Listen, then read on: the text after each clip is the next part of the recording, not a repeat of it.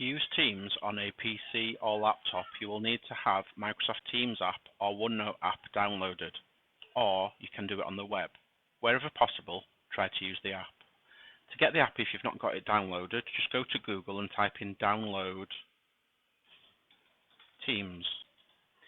You will then be able to click on the first link and download Microsoft Teams, and then the same for OneNote.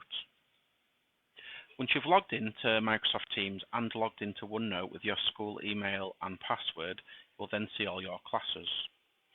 What you'll need to do is go to your class and click on it. The first page you see are posts. This is for you to send any messages to your teacher or to see any messages that have come from your teacher. What you'll need to do is click on Class Resources at the top.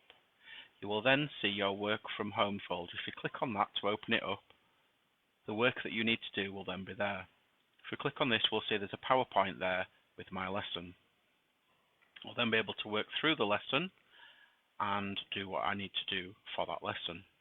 The work that you do, you will put into Microsoft OneNote. Now, to do that, if you go back with the arrow there and then click Class Notebook. Once you've clicked Class Notebook, you will then come to your home page. All you need to do is click the little purple arrow and then find your name, and then from there you'll be able to go to your class notebook. On here you will see different pages. You should start a new page for each piece of work by pressing the page button at the bottom and then putting the correct date in at the top. Here you can see some work that was done previously. On here you can either type in using the keyboard, or you can press the insert and the picture button to take a photograph if you've done written work as well. This is where your teacher will then be able to see the work that you've done and give you your feedback.